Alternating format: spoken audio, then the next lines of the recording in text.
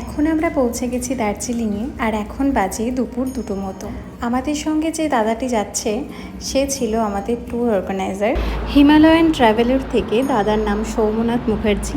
এই দাদাই আমাদের ট্যুরটা অর্গানাইজ করে দিয়েছিল এবং খুব বাজেট ফ্রেন্ডলি।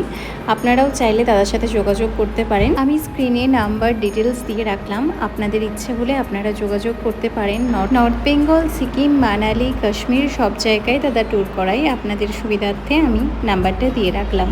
হোটেলে এসে একটা সুন্দর ওয়েলকাম পাওয়ার পরে আমরা কিন্তু লাঞ্চ করতে এসে গেছি, কারণ অনেকটা সময় হয়ে গেছে। এরপরে একটু রেস্ট নিয়ে বিকেলের দিকে আমরা বেরিয়েছি মহাকাল মন্দিরের উদ্দেশ্যে, যেটি দার্জিলিংয়েই অবস্থিত। মন্দিরটি 1782 সালে লামা দর্জে রিনজিং দ্বারা নির্মিত হয়েছিল এবং এটি অবজারভেটরি পাহাড়ের উপরে অবস্থিত এবং এটি হিন্দু ও বৌদ্ধ ধর্মের সংমিশ্রণ। এটি একটি ধর্মীয় স্থান যেখানে উভয় ধর্মই সুন্দরভাবে সহাবস্থান করে। এর আগে ধারণা করা হয় যে এই স্থানটি আদিবাসী লেপচা সম্প্রদায়ের একটি পবিত্র স্থান ছিল। পরবর্তীতে এই স্থানে একটি মঠ নির্মিত হয় এবং লেপচা এবং ভুটিয়া উভয় সম্প্রদায়ই এখানে পুজো করত। 1788 সালের দিকে গুর্খা সেনাবাহিনীর আক্রমণের পর আক্রমণকারী সৈন্যরা মঠটিকে অপবিত্র ধ্বংস করে দেয় এবং সময়ের সাথে সাথে পবিত্র স্থানটি সংখ্যাগরিষ্ঠ নেপালি সম্প্রদায়ের হিন্দু প্রতীকের প্রতিনিধিত্ব করতে শুরু করে। 1782 সালে ব্রহ্মা, বিষ্ণু এবং মহেশ্বর এর প্রতিনিধিত্বকারী 3টি শিবলিঙ্গ এই স্থানে আত্মপ্রকাশ করেছিলেন। 1815 সালে গোর্খা আক্রমণের সময় মঠটি লুণ্ঠিত ধ্বংস করা হয়, যার পরে এটি প্রায় 1 মাইল দূরে ভুটিয়া বস্তিতে স্থানান্তরিত হয় এবং ভুটিয়া বস্তি মঠ নামে পরিচিত হয়। মন্দিরটির এই এলাকার একটি অত্যন্ত সম্মানিত এবং দর্শনীয় ধর্মীয় মন্দির। এই মন্দিরটিকে আমরাও দর্শন করতে পেরে আমাদেরও খুব ভালো লাগছে। চলুন এবার একটু ম্যাল রোডের দিকে যাই। আমাদের এই দার্জিলিং ম্যাল বাঙালি পর্যটক তো বটেই, দেশ বিদেশের পর্যটকের কাছেও আরও বড় আকর্ষণের জায়গা হয়ে উঠেছে এই চত্বরটি। পাহাড়ের মাথায় এক টুকরো সমতল কংক্রিটে বাঁধানো, সেখানে ঘুরে বেড়ায় দুধেল সাদা ঘোড়া, রং বেরঙের শীতের পোশাক পরা মানুষ, এক ঝাঁক পায়রা বসে রোদ পোহায়।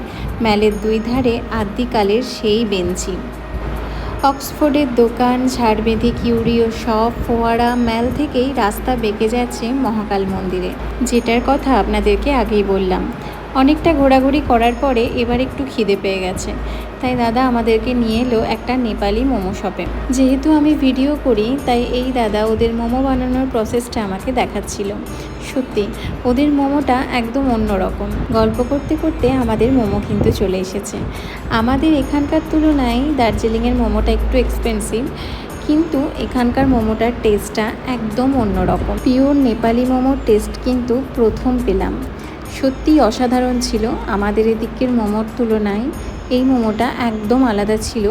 ভীষণ ভীষণ টেস্টি খেতে এবং একটা জুসি ব্যাপার ছিল, যেটা আমাদের এদিকে পাওয়া যায় না। সাথে ছিল এই ঝাল ঝাল চাটনি, যার মাত্রা ছিল অন্য লেভেলে। মোমো খাওয়া আমাদের হয়ে গেছে এবং টুকটাক আমরা দোকানে ঘোরাঘুরি করছিলাম। এখানে তো প্রচুর দোকান, কোনটা ছেড়ে কোনটাই যাব, কোনটা দেখব ভেবে পাচ্ছিলাম না। তারপরে আমরা এলাম গ্লেনারিজে। শোনা যায় আজকের গ্লেনারিজের সঙ্গে কিন্তু তার প্রথম অবস্থার আকাশ পাতাল তফাৎ রয়েছে। একথা কম বেশি প্রায় আমরা অনেকেই জানি। গ্লেনারিজ যেমন তার কেকের জন্য বিখ্যাত, ঠিক একইভাবে বিখ্যাত ব্রিটিশ ব্রেকফাস্টের জন্য। মনে করা হয় ব্রিটিশ ঔপনিবেশিক ভারতে ইংরেজদের প্রাতরাশের চাহিদা মেটানোর জন্যেই এই রেস্তোরাঁটি শুরু করা হয়েছিল। গ্লেনারিজের সূচনা হয় একজন ইতালিয়ান ব্যক্তির হাত ধরে। তখন রেস্তোরাঁটির নাম ছিল ভাদো এবং পরবর্তী সময়ে আবার ভাদোর পরিবর্তে আসে প্লিভা। ভারতের স্বাধীনতার পর এডওয়ার্ড নামের এক ব্যক্তি, যিনি এই গ্লেনারিজটিকে কিনে নেন। এরপর গ্লেনারিজের ভুল কিন্তু একদম পাল্টে যায়।